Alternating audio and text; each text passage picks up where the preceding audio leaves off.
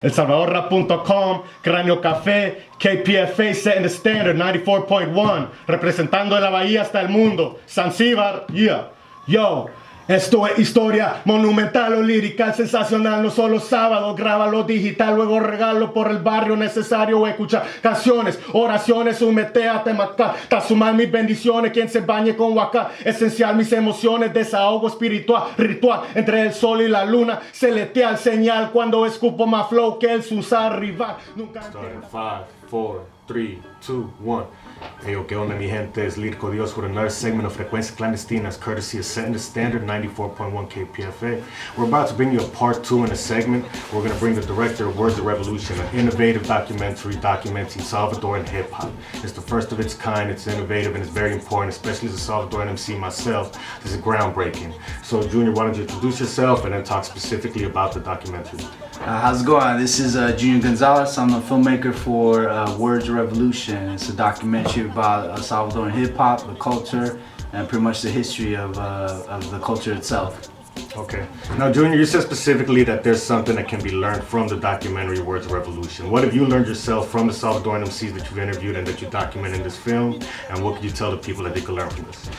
Just from what I learned, it's interesting because the cast members that are in the documentary, they all have different backgrounds. You have the first group, Reyes del Bajo Mundo, they migrated here. They're probably considered the pioneers of hip hop. You know what I mean? So they kind of grew up in New York and just grew up with that hip hop when it exploded down there.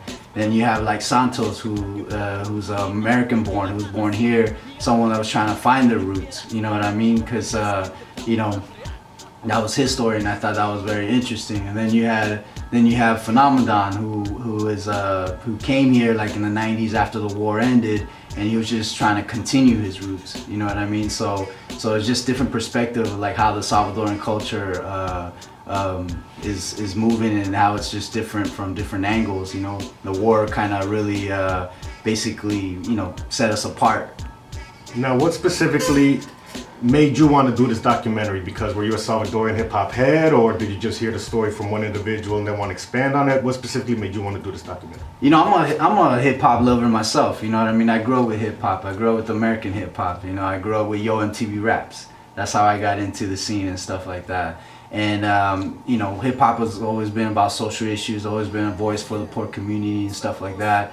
And I just really thought, as I grew older, there's a little lack of just Salvadoran culture, just because we were so spread out, just because of our history, and just people just kind of repairing from the Civil War and just coming here and just trying to make a voice for themselves. And so basically I was just kind of looking for a culture, myself. I grew up here in a pretty much predominantly Mexican culture, so I didn't really get enough of my culture, and just being part of the Salvadoran community, I kind of searched and see what was out there, and I did find Dia de los Salvadoreños, and the very first concert the very first festival I went to in Los Angeles, I took notice of this hip hop culture that was happening in the community.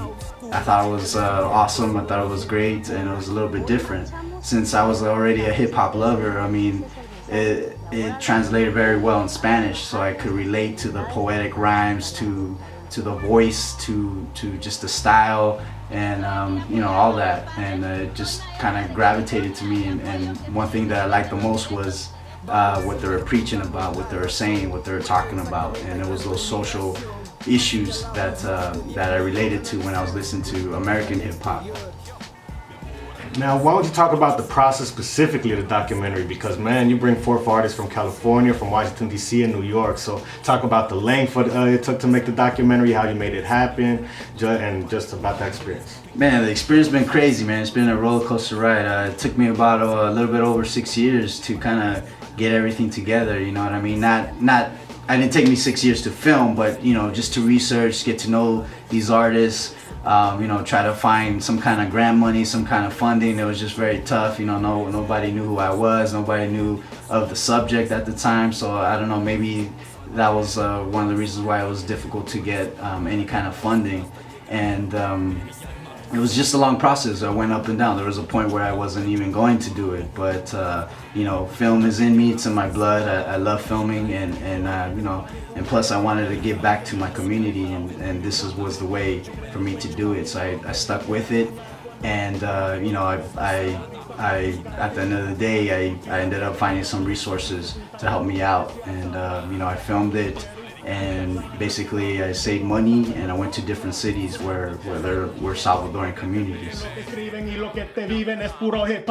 Falta que lo rime, rap del bueno se exhibe. De América al Caribe, mato voces sin un Glock. So F tu bling bling, pelo puerco spin. Lo mío es humildad sin alucin, hip hop, doble H. El micrófono es un doble filo, cual yo aniquilo. Falso su estilo, todo chafa. Aquello que me vende pura estafa. Te zampan una llave y no te zafas. Arpeo como Gracie, rapeo como Jay-Z. Este guanaco crazy, mi flow nunca es lazy. No, te lo prometo. Talento del gueto, pueblo inquieto. Seco que ganó su respeto en los proyectos. Gangsters, pros.